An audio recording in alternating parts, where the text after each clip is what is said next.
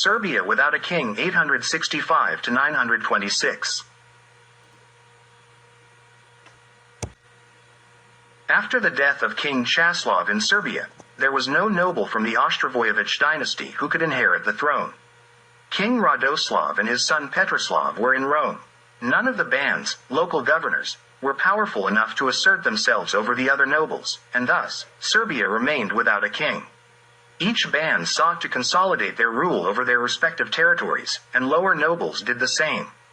During the rule of the Svevlatovic dynasty, Serbia was a highly centralized state, and its internal organization resembled that of the Roman Empire, and during the reigns of the Svetimirovic and Ostrovojevic dynasties, Serbia's internal organization was more akin to Frisia rather than the Roman Empire, with which it had stronger historical and cultural connections.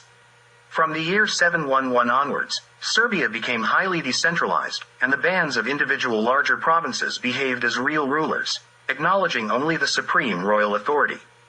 When capable and determined rulers sat on the throne of Serbia, everything went well. But when this was not the case, the bands emerged as independent rulers and even waged wars independently.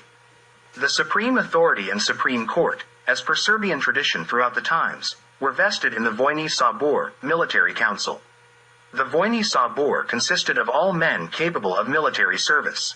The Vojni Sabor was called only in exceptional circumstances, and it had the power to replace the ruler and appoint a new one.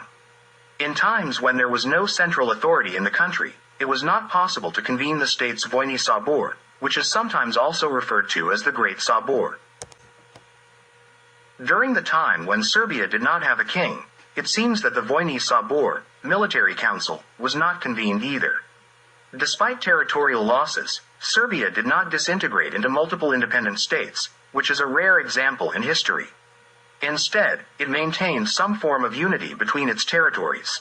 Just 1 year after the death of King Chaslav, an Arab fleet besieged Dubrovnik and attacked Budva, Rizan, and Kotor in the year 866.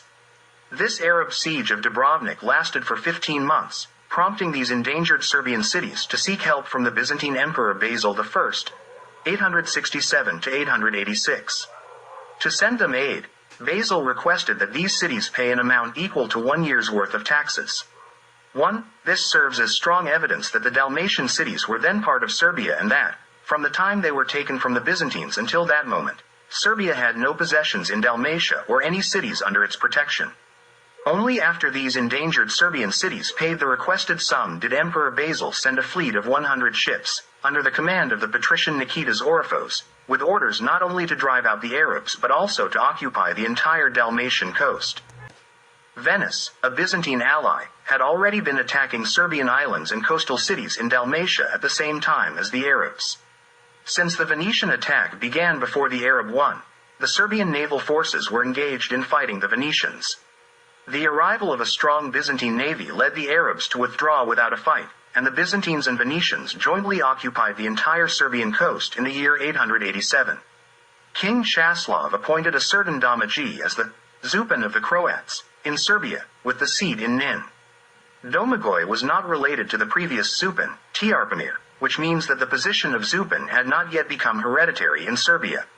Immediately after Zupan Domagoj, the Bishop of all Croats, was also appointed, also with the seat in Nin. According to Miloš, this was the first Croatian people's bishopric.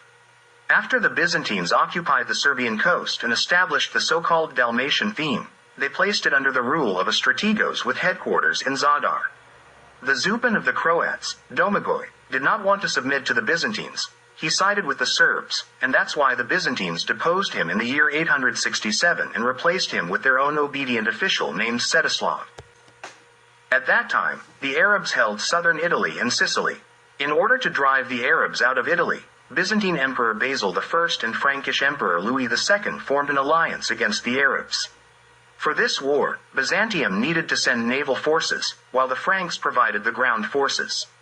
Serbian coastal cities' ships participated with the Byzantines in this war, and Svetoslav's Croats were sent alongside the Frankish ground forces, even though they were under Byzantine rule. The only Serbs on the coast who had been successful in repelling Byzantine and Venetian attacks were the Neretvans, who were still in a state of war with them. When the Allied war against the Arabs began, the Neretvans sided with the Arabs.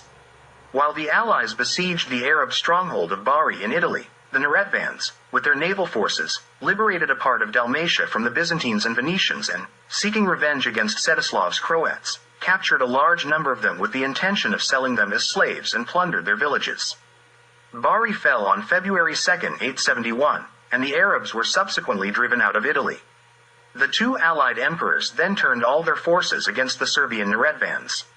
With their combined strength, they defeated the Neretvans, forced them to release the captured Croats, and return all the loot.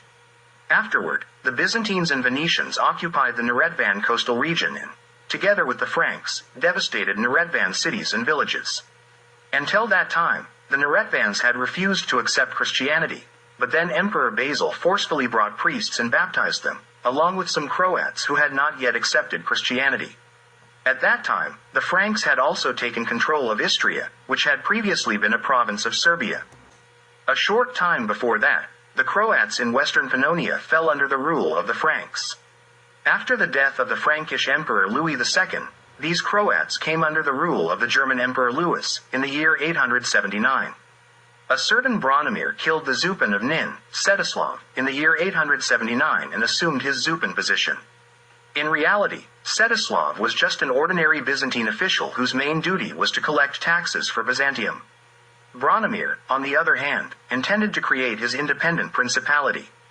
In the same year, the bishop of all Croats died, and a certain deacon from Nin named Theodosius took advantage of the situation to become the new bishop. Theodosius made an arrangement with Branimir that the two of them would seek help from the Roman Pope to achieve their goals.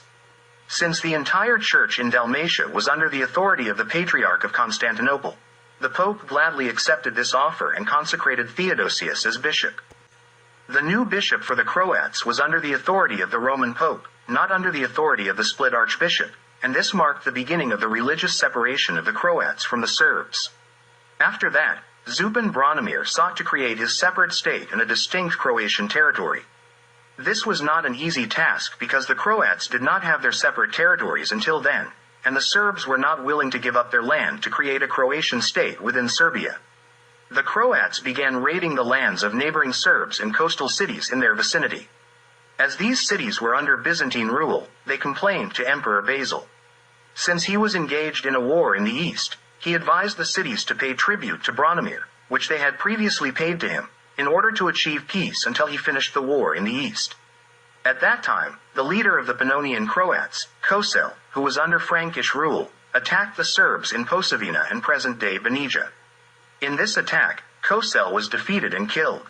Then, a certain Gostomil appeared in Pannonia as the ban of Croatian Zupas. Branimir died in the year 891 without succeeding in creating his state. At that time, the bishop of Nin for the Croats was a certain Alfred. The Neretvans drove out the Byzantines and Venetians from their land in the year 887. Byzantium was occupied with a war in the east, so its ally, the Venetian Doge Pietro Candiano, fought against the Neretvans. In the battle near the island of St. Michael, the Neretvans defeated the Venetians, and Doge Candiano perished in that battle in the year 888. After Branimir, a certain Musamir became the new Zupan of the Croats, then his brother Kresimir, but neither of them lasted long. Finally, Miroslav, the son of Michael, the Serbian Ban of Zahumlia, captured Nin and declared himself the new Zupan in the year 911. With that, the attempt to separate the Croats from Serbia was brought to an end, and they retained only their bishop in Nin. At that time, no one considered the Croats to be the same people as the Serbs, nor were they called Slavs. For instance, Pope John VIII wrote to the Dalmatian bishops around the year 880, inviting them to submit to his authority and reassuring them not to fear Greeks or Slavs, as he protected the Croats. One of the Serbian nobles who particularly stood out during this time was Michael Visovich, from 910 to 930.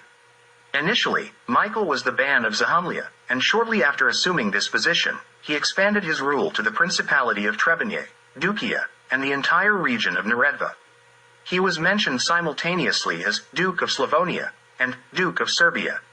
In fact, Michael's Banovina province extended over the territory of the original Serbia. The successor of Gostumel, the Ban of the Croatian Zupas in Pannonia, was a certain Pribun. From the year 907, the Magyars began to subdue the Pannonian Croats, so Pribun had to flee from Pannonia. He came to Dalmatia, killed Zupan Miroslav, and declared himself the leader of the Dalmatian Croats. Since he had been under the Franks' rule before, Pribun wanted to become a Frankish vassal. However, the Byzantines, under whose authority the Dalmatian Croats were, did not agree with that. They drove away Pribun and appointed someone named Tomislav in his place in the year 914. However, Tomislav was not appointed as the Zupan of the Croats but as a toparch of a Byzantine toparchy, granting him the honorary title of proconsul. As a Byzantine toparch, Tomislav was given control over a broader area in Dalmatia, including the coastal cities that were located opposite to that zone. In his toparchy, there were more Serbs than Croats. The included coastal cities retained their previous autonomy. In fact, there was no significant change for these cities, as they were already under Byzantine rule. The change was only in the person of the Byzantine administrator, the toparch. Encouraged by this new situation, with their ruler being both a Byzantine proconsul and a Croatian leader, the Croats introduced the Serbian liturgy in the Nin episcopate in the year 919. They used the Serbian language and the Glagolitic script but with the Latin way of service. At that time, there were three ways of church service in Dalmatia.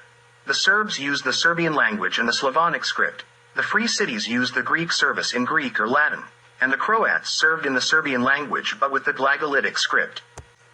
Living for a long time under separate rule, under the protection of Byzantium, which was a continuation of Roman state traditions, the Free Cities in Dalmatia developed a distinct form of Latin Serbian culture with strong Greek influence. Feeling quite powerful, Tomislav aspired to become an independent ruler and to free himself from Byzantine authority, seeking support from elsewhere. Therefore, he turned to Pope John X in the year 923, requesting that he send legates to regulate church relations in his toparchy.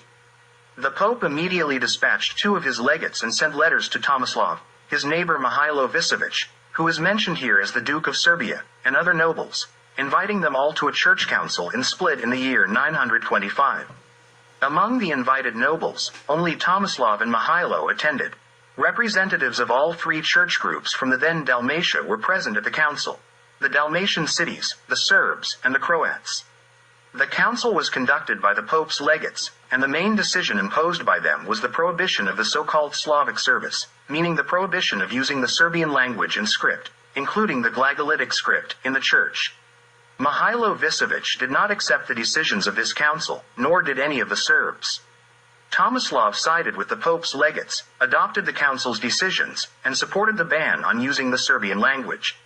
The Croats also rebelled against the council's decisions, and their Bishop Gregory of Nin sought to amend the council's decisions. The Dalmatian Croats all spoke only the Serbian language and did not understand the Latin service. Due to the resistance of the Croats against the ban on the Serbian language, another council was held in Split in the year 926, again led by papal legates, which reaffirmed the decisions of the previous council. None of the Serbian nobles participated in this second council, and thus, from the Serbian side, the council was completely disregarded. 2 years after this council, even the Croatian Nin episcopate was abolished, and the ministry of all priests who used the Serbian language was prohibited. Pope John X referred to the Serbian language as lingua barbarica.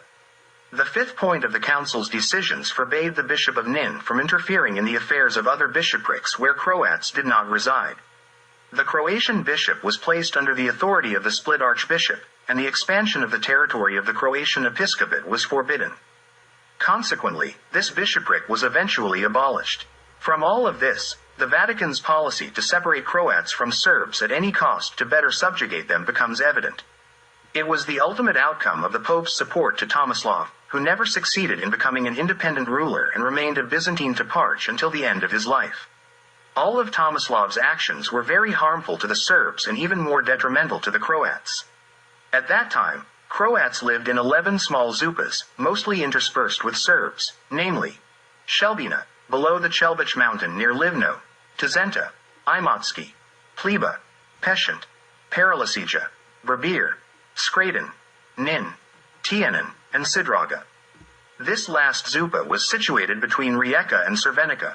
In Lika, there were Croats only in 2 small settlements, Gusic and Lis.